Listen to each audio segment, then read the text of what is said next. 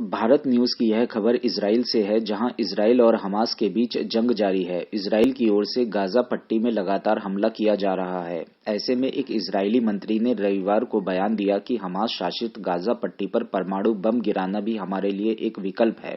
उनके इस बयान के बाद प्रधानमंत्री बेंजामिन नेतन्याहू ने उन्हें सरकारी बैठकों से निलंबित कर दिया।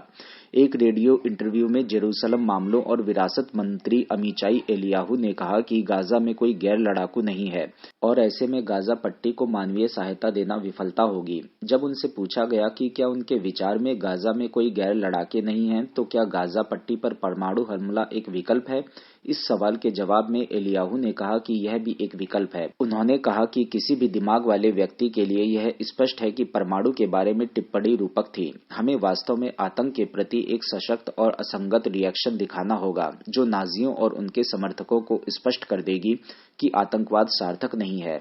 यह एकमात्र फॉर्मूला है जिसके साथ लोकतंत्र आतंक से निपट सकता है। एलियाहू ने आगे कहा कि साथ ही यह स्पष्ट है कि इजराइल बंदियों को जीवित और अच्छे स्वास्थ्य में वापस लाने के लिए सब कुछ करने के लिए बाध्य है। इस बीच इजराइल के पीएमओ ने बयान जारी कर कहा कि प्रधानमंत्री नेतन्याहू ने एलियाहू को सरकारी बैठकों से अनिश्चित काल के लिए निलंबित कर दिया।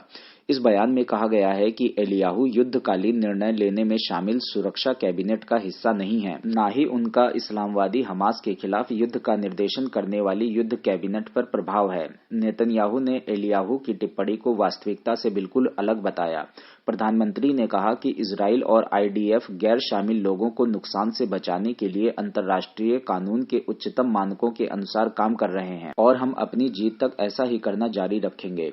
इजराइल के रक्षा मंत्री योव गैलेंट ने एलियाहू के बयानों को निराधार बताते हुए सोशल मीडिया प्लेटफॉर्म एक्स पर लिखा कि यह अच्छा है कि ये इजराइल की सुरक्षा के प्रभारी लोग नहीं हैं। विपक्षी नेता यायर लैपिड ने एलियाहू की टिप्पणियों को एक गैर जिम्मेदार मंत्री की भयावह और पागलपन भरी टिप्पणी बताया। उन्होंने आगे कहा कि एलियाहू ने 241 बंदियों के परिवारों को नाराज किया और हमारी अंतर्राष्ट्रीय प्रतिष्ठा को नुकसान पहुंचाया।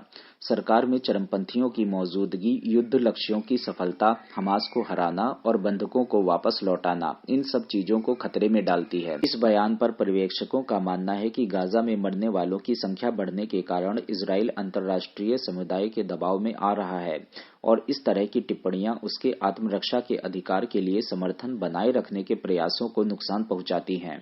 इजराइल ने वैश्विक स्तर पर समर्थन जुटाने के लिए बड़े पैमाने पर कूटनीतिक प्रयास शुरू किया है और विदेश मंत्री एली कोहेन ने दुनिया भर में देश के मिशनों को 7 अक्टूबर को हमास के कायरतापूर्ण कृत्यों से प्राप्त भयानक दृश्यों को सांसदों और सामाजिक प्रभावशाली लोगों के सामने प्रदर्शित करने का निर्देश दिया है। इजरायली मंत्री द्वारा दी गई परमाणु बम के हमले की धमकी से आप लोग कितना सहमत हैं? कमेंट करके हमें अवश्य बताएं। हमारे इस चैनल को सब्सक्राइब करें और साथ ही वीडियो को लाइक करें।